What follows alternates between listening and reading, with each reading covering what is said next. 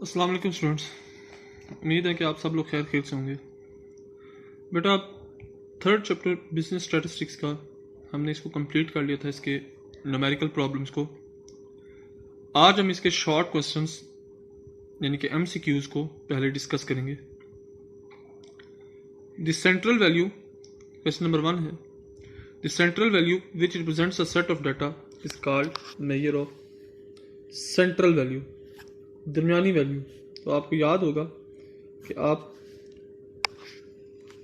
Central value किसे कहते थे, मेजर ऑफ सेंट्रल टेंडेंसी को। उसके बाद नेक्स्ट है, the value obtained by dividing the sum of all values by their number is called. कौन सा ऐसा फार्मूला होता था जिसमें आप सारी वैल्यूज को सम करते थे और डिवाइड करते थे उतनी ही नंबर ऑफ ऑब्जर्वेशन से? तो वो क्या था, अर्थमेटिक मीन। जबकि मीडियन क्या होता है, मिडल मोस्ट वैल्यू होती है।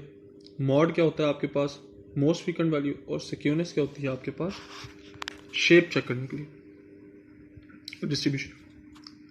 उसके बाद तीसरा है, the sum of deviations taken from mean. Sum of deviation mean से जो ली जाए वो हमेशा 0 की इक्वल होती है।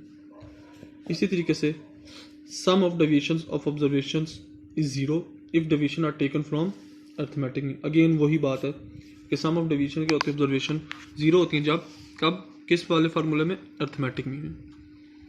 For a data if summation x minus 20 is equals to 14, summation x minus 25 is equals 0, summation x minus 40 is equals to 29, then the value of arithmetic mean is। इसको जब आप सॉल्व करेंगे, सॉल्व करने के बाद आपके पास वैल्यू आएगी। ठीक हो गया। इसको आप सॉल्व कैसे करेंगे, देखिए समीशन x minus 20 आपके पास क्या है, 14 है। x minus 25 क्या है, 0 है। इसका मतलब क्या हुआ, आपके पास ये वाली दरमियान वाली वैल्यू तो 0 होगी।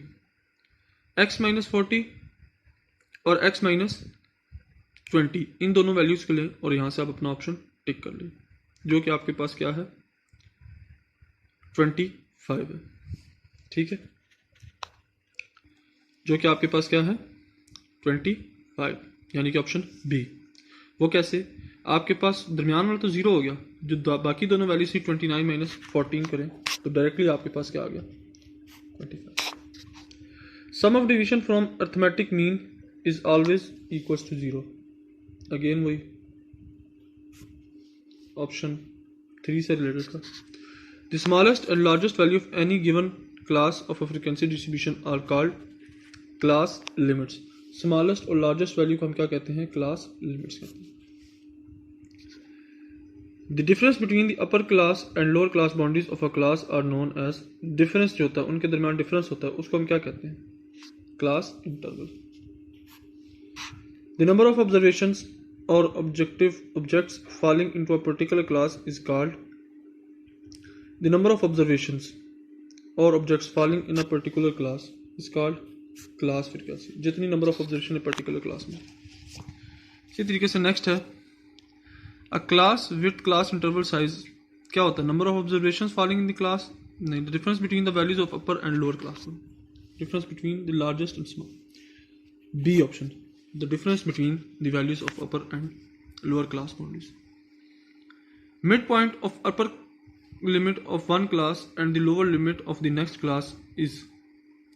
मिड पॉइंट अपर क्लास का और lower limit of the next class, इसको हम क्या कहते हैं, क्लास बाउंड्री। क्या कहते हैं, क्लास बाउंड्री, या इसको हम क्या कहते हैं, class boundary.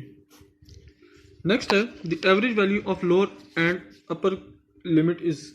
Average value lower upper limit की, क्लास मार्क। क्लास मार्क और class mid points is used is equal to upper class limit plus lower class limit divide by 2। बहुत common formula. The mid point of class ranging from 40 to 60 is. Mid point इसका क्या होगा, 40 plus 60 क्या आता है, 100, 100 divide by 2 50। तो इसका क्या आंसर है, C. Given 8 quantities x1 to x8, the correct notation for adding quantities 3 to 6 is. 3 से लेके 6 तक, तो 3 से लेके 6 तक कैसे होंगे, i varies from 1 to 3 to 6 x है। Given x1 is equal to 10, x2 is equal 20, x3 is 25, 4 is equal to 11। तो i वेरीज फ्रॉम 1 to 3 किसकी इक्वल होगा, यानी कि 1 से लेके 3 तक आपने ऐड करना है। तो पहली, दूसरी और तीसरी इन तीनों को ऐड करना है, x1 को, x2 और x3, यानी कि i की वैल्यू अगर 1 करें तो x1 हो जाएगा, i की वैल्यू 2 करें तो x2 और i की वैल्यू 3 करेंगे तो x3। तो इसका मतलब x1 फिर समीशन सिग्मा साइन की वजह से प्लस, फिर प्लस x2 प्लस x3। तो इन सबको ऐड करें तो 10 + 20 30 plus 25 65। We calculate arithmetic mean by तीनों मेथड से, डायरेक्ट मेथड से भी, शॉर्टकट से भी और step division. The most common value in a data set of data is called, most common value कौन सी होती है, mode. The algebraic sum of observations of a set of data from their mean is always equals to 0, B.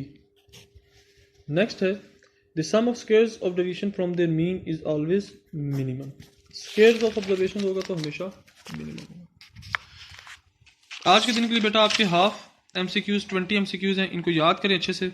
Next class में इंशाल्लाह हम बाकी के further MCQs को डिस्कस करेंगे।